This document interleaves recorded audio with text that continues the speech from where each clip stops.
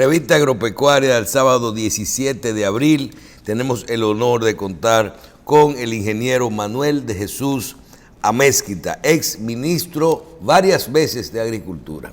Bienvenido a su programa, ingeniero. Gracias a ustedes por el privilegio que me dan de asistir a esta revista, que es la revista agropecuaria del país. No, y además nos aprovechamos de usted, ya vemos que usted va a ayudar a nuestros televidentes tempranito, con sus consejos y asesorías. Eso es parte de la misión social. Es así, como tiene que ser, ¿verdad? Así es. Manuel Amezquita, decimos los creyentes que cada cosa tiene su tiempo. Y estamos viendo que el presidente cada día se está incorporando más a las actividades del sector agropecuario.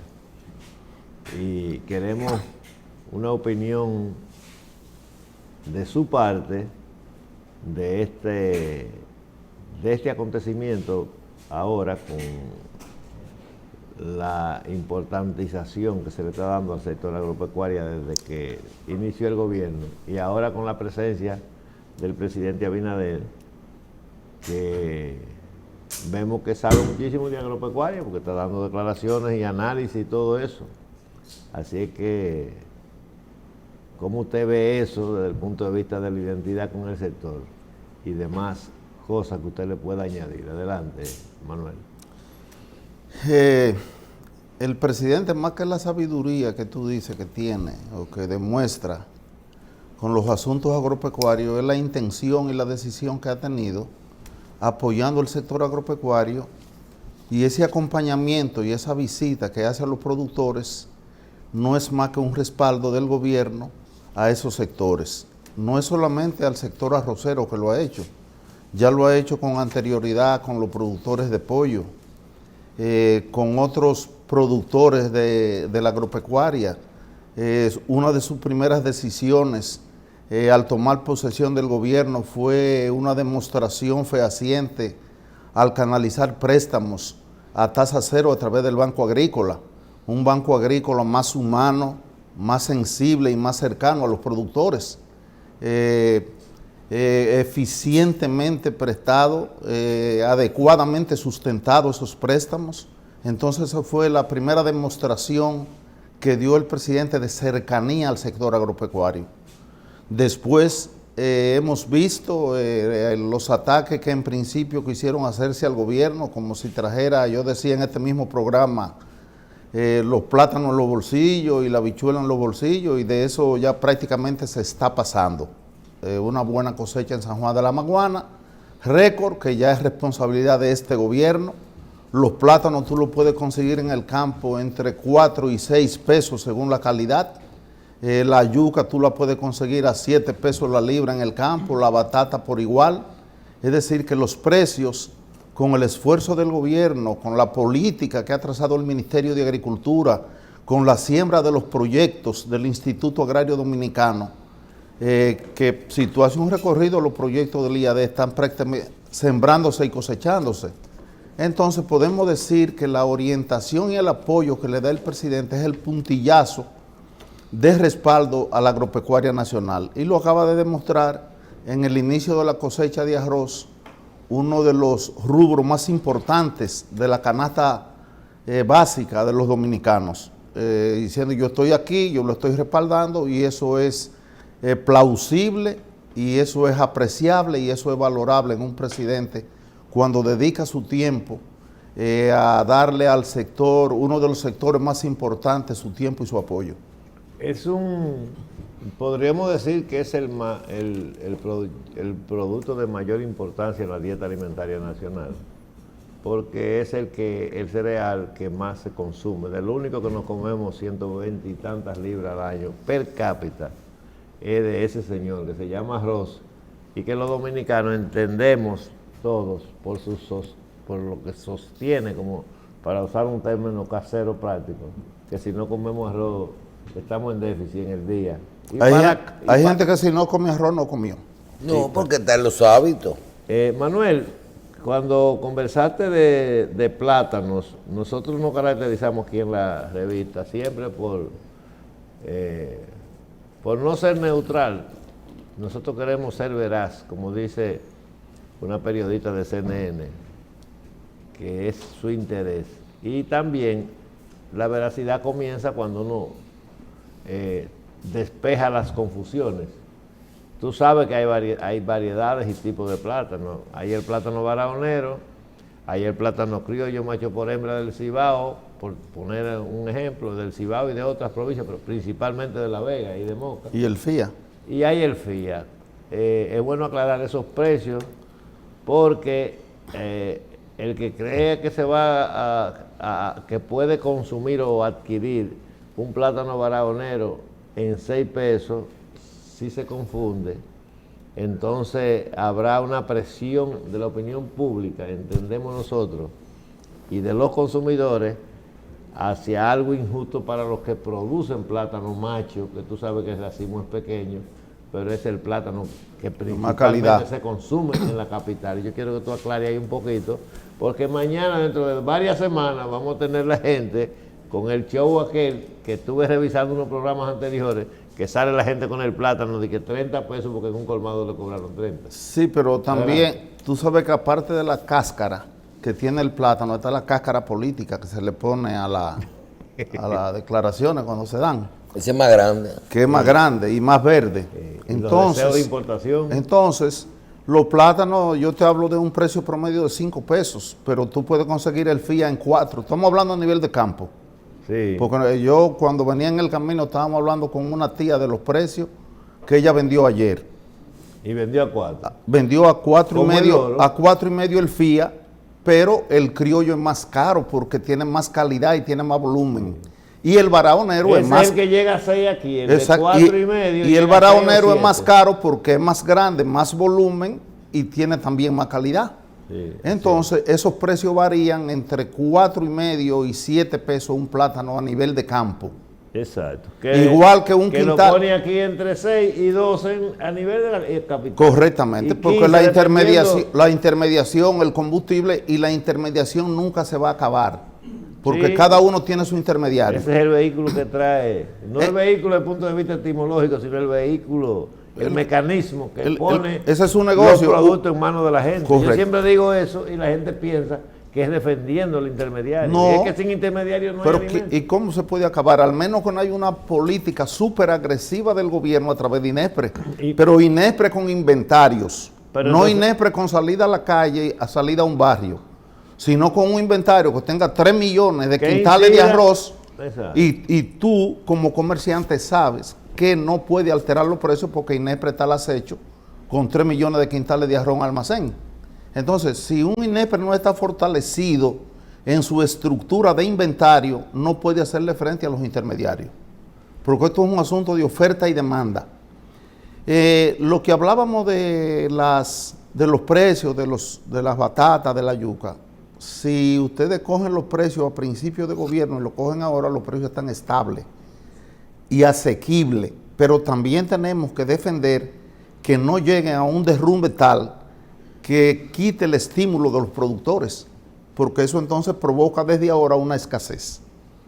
Porque tú no siembras en lo que tú pierdes, tú tienes que ganar, mínimamente o máximamente, pero tienes que ganar para que no provoque una escasez.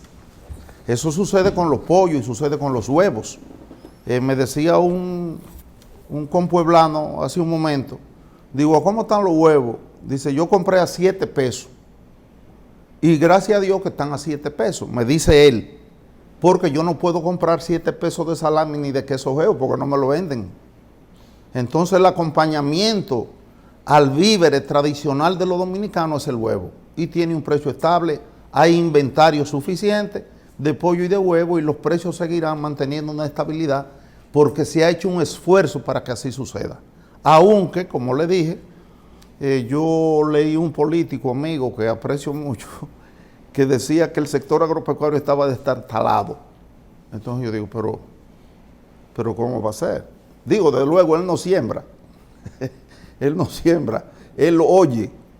Entonces digo yo a un amigo, exministro de Agricultura, digo, pero fulano estará equivocado que dio estas declaraciones en una rueda de prensa. Me dice, no, lo que pasa es que esa gente están ahora mismo luchando por las secretarías del partido al que pertenecen, entonces se suben en los escalones de hablar del sector agropecuario con cierto descrédito para ganarse la gracia de la gente. Esa fue la respuesta que me dio. Por eso lo digo, que la cáscara de los plátanos a veces es verde de los plátanos y otras veces política. Pues esos productos que, ahora que hablamos un poquito del tema, esos productos, aquí se habla, por ejemplo, nosotros somos autosuficientes, 80%, 90%, 85%. bien, estamos perfectos en ese sentido. Los productos que aquí no tenemos problema, tú coges y dices que en el plátano, en el pollo, en el huevo, en el arroz, creo que en aguacate estamos muy bien. Hay unos sectores que nosotros no tenemos problema. Yo quiero preguntar, si tú analizas los precios del mercado internacional, de los países que son eficientes en todos los productos, aquí hay productos que nosotros estamos metidos que no debiéramos estar. Yo creo No por el tema de tenerlo y de ser autosuficiente, sino de decir, señor, ¿cuál es el tema de que por más barato que usted va a hacer? Aquí se hablaba, por ejemplo, del ajo. Voy a poner un mal ejemplo, pero el tema del ajo. Es que no es posible, porque si tú coges 10 pesos y te vas y traes un ajo y te va a costar 30 pesos puesto ahí, y tú le quitas los impuestos, lo otro, porque quien le pone el precio más alto también es el mercado nacional, que es la contrapartida y lo que usted está mencionando del estímulo que tiene que tener el productor. seguro. Hay productos que realmente lo que hay que sacarlo y decir, no siembren eso. Sí, no solamente el ajo, también hay... No solamente el ajo, o sea que el ajo No, puede ser uno. Sí, pero también hay zonas que hay que despenalizar a determinados rubros por asunto de disponibilidad de agua. Y Pozales. Por ejemplo, el Valle de San Juan de la Maguana, uno de los valles más ricos y fértiles del país. Tú no le vas a sacar la habichuela. Entonces, yo sacaría de San Juan el arroz Ah. y sembraría más guandules. Entonces puedo industrializar y ponerle valor agregado a ese producto. Porque en San Juan tenemos de vez en cuando, por asunto de la presa, escasez de agua.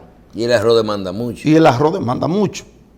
Y podemos sacarle mayor provecho. Ahora, hacer el cambio al productor es lo difícil. El ajo en Constanza, nosotros podemos sacar el ajo porque nos sale más barato importarlo que producirlo. Ahora, hacer ese cambio no es fácil. El productor tiene que ver en blanco y negro cómo se va a producir ese cambio, que no vaya en detrimento de su bolsillo.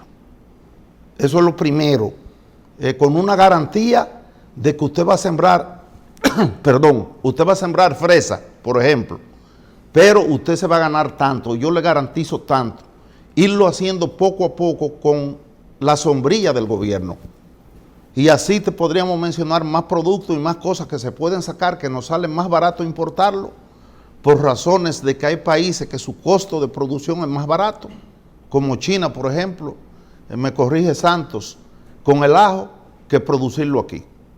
Ahí es conveniente hacer es una gran idea que tú expones y la has desarrollado con la calidad que te caracteriza para decir esas cosas. Pero hay también que aportar a esa idea tuya, enriquecerla con el tema de que no se trata de que sale más barato en un sitio que en el otro, solamente, sino que hay un factor que hay que tomarlo en cuenta, y es que en el análisis que se hace para sustituir un producto, además del respaldo permanente, y es un plan de años. Por ejemplo, en el caso del ajo, yo una vez lo calculé, no sé, tendría que actualizar los cálculos ahora a los precios actuales y con el tema de los costos. Lo que analicé en aquel momento, que ojalá encontrar esos papeles por ahí para que me sirvan de guía si hay que hacer un nuevo análisis, lo que analizamos fue que cuando estábamos en el gobierno, en aquella mezquita, fue la conveniencia con respecto a los dólares. Era dolarizado el análisis, es decir, cuántos dólares, porque se trata de equilibrio económico también. Entonces, cogimos los costos de producción del ajo versus los rendimientos y los costos de producción en dólares para ver, importando esos 10 o 12 quintales que producía en ese momento cada tarea en dólares, ponerlo frente a ese mismo producto en dólares también, porque por ejemplo en el tema del arroz no es igual. Nosotros conseguimos arroz a veces con un 40% menos en los países asiáticos, pero no es lo mismo. Sí, pero a veces... Perdón, no es No lo le mismo. gusta a la gente. No, que no es lo mismo, porque lo que cuesta en dólar sustituir ese arroz, cuando tú lo multiplicas en la moneda local o en los mismos dólares, entonces ahí no cuadra. Porque acuérdate que lo que tú produces, hay una parte que no es insumo importado. Y en el caso del arroz, hay una parte que lo aporta la tierra. O sea, en cuanto a rendimiento, nosotros tenemos rendimiento de arroz por tarea similares a la de cualquier país del mundo, de los que producen mucho, ya, hoy en día. Entonces, es un poquito profundo el análisis. Digo esto para que la gente no entienda, pero si vamos a importar todo lo que producimos más barato, no. Hay una tendencia a eso, pero no es la idea. Es lo que yo quiero, es el aporte que yo quiero hacer para enriquecer la idea de Manuel. Eso mismo que tiene que ver con lo de qué importar, yo creo que de las grandes tareas pendientes que hay, porque cuando tú mezclas los tratados de libre comercio, tú mezclas el consumo nacional, los hábitos, el gusto. Aquí se han hecho programas de arroz donde aquí hay productores que dicen que para vender un arroz importado a veces hay que mezclarlo con el arroz nacional porque no se lo comen el importado, no es el mismo. Pero también tú tienes la tasa de... ¿Quién dijo eso? La tasa, un invitado. La ¿Aquí? tasa de cambio, sí. La tasa de cambio, cuando ha ocurrido, ¿verdad? Que hay unas variedades que no es con todo. La tasa de cambio tú tienes eso. Y hay que abocarse a que la cosa no viene igual. Entonces uno tiene que ser más eficiente en los sectores que está, porque también uno no puede depender. Mira, ustedes dos hablaron en el programa pasado del tema de cómo nos funcionó como país la autosuficiencia alimentaria en el tema de la pandemia. Que Ramón decía inclusive, aquí debemos de pensar un día en tener un búnker de comida, Sí. un par de meses de comida. Ahora, ¿cuáles son esos productos que nos resolvieron el problema? Aquí no se pasó hambre en la pandemia. Aquí te puede haber faltado una gente que cerraron, un horario, pero a ti no te faltó pollo, arroz, huevo, no hubo problema en eso. El plátano se puso caro con un problema de que lo que usted dijo al principio, como la gente vio que no iba a ser rentable, no sembró, entonces cuando vino el cambio de gobierno, ahí tocaba la cosecha de lo que debió haber pasado, no había. Eso fue lo que ocurrió aquí. Y tú sabes dónde va a pasar lo mismo, con el tema de esa conversación que tuvimos con el director de Impuesto Interno, eventual, algún día, eso no vendrá ahora, pero viene, con el tema de los desmontes arancelarios. Porque tú no le vas a poner nunca ITEVI a la educación, ni le vas a poner ITEVI a la salud. Pero todos los días más productos van a tener impuestos, ITEVI, por ejemplo. ¿Y qué va a pasar? Que esos productos, que donde tú tienes que competir, tienes que ser autosuficiente, tienes que traer eso, tú no puedes incluir ahí 10, 20, 30 productos. Pero aquí hace 5 años se desmontaron, ¿cuánto? Un viaje. Entonces, eso que usted está explicando, yo creo que es el problema más importante que hay cuando se cierran esos 4 ciclos. Competir, producir, ser autosuficiente, los ingresos de un país, y ahí es que hay que tomar las determinaciones. Y los acuerdos comerciales, como tú bien Que son señalabas, obligados. que el presidente también en estos días habló del acompañamiento que iban a tener los productores del gobierno para defender o modificar o pedir la modificación del DERE-CAFTA. Y también habló de otro tema muy importante, que Fifi es testigo por su edad de, de cuando se implementó el crédito supervisado, no era más que buscar los productores que no calificaban o que estaban ya... Eso es en el Antiguo Testamento. Sí, en el Antiguo Testamento, para rescatarlos porque no calificaban verdadero para préstamo, y por eso se está creando a través del FEDA, y lo anunció el mismo presidente, el movimiento cooperativo, cooperativizar el campo, porque es de la única manera que esos productores que no califican en la banca nacional pueden calificar para un préstamo. Que eso se ha olvidado, pero hay miles... Eso es como una variación de la visita sorpresa organizada. Organizar el campo financieramente. Porque esa era la visita sorpresa, tú analizas, era específica, ¿quién la decidía? Tú no sabes, pero iban, tenía que estar cooperativizado para poder dar financiamiento y el proyecto, si no, no lo hacían. Pero la variante aquí es... Que es general. Que es una política de Estado, primero, y segundo, claro, que no es corriendo que la dejan formada, sino que la educan y que le dan la sostenibilidad educacional para que puedan optar ser cooperativistas y a la vez que tengan un financiamiento fácil, porque muchos productores, lo que se llama FIFI, lo que sostienen el día a día de alimentos, quizás no pueden clasificar ni en el Banco Agrícola, porque tiene sus normas prudenciales para los préstamos, y menos en la banca privada.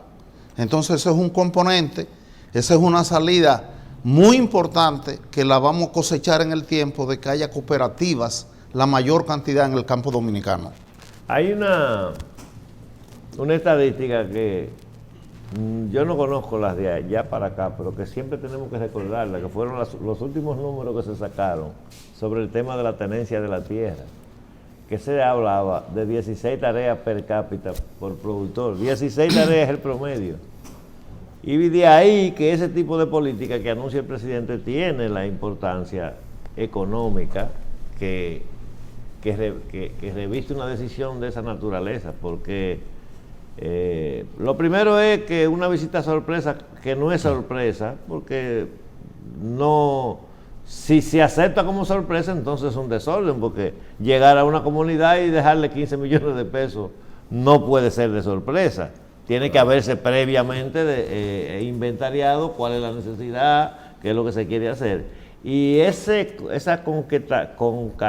concatenar el IDECOP con el FEDA como vehículo de colocar dinero en el campo de una manera sin los excesos de requisitos de la banca formal, y que no es una institución que nació en el 2012, sino tal vez en 1912, del tiempo que tiene el FEDA, que es Fondo Especial para el Desarrollo Agropecuario, y que recibe fondos de organismos internacionales, recibe dinero que a veces son hasta tasa cero, a fondo perdido. Sí. Que hay en el mundo muchísimos fondos de fundaciones y de organizaciones de países que tienen dinero para combatir la pobreza a través del financiamiento, y no le importa que se pierda el dinero, sino que se haga la acción para lo que se logre el objetivo de los objetivos del milenio. Por ejemplo, en el tema de los gases de efecto invernadero, cualquier proyecto, hay muchísimos proyectos en el mundo que están financiados a fondo perdido.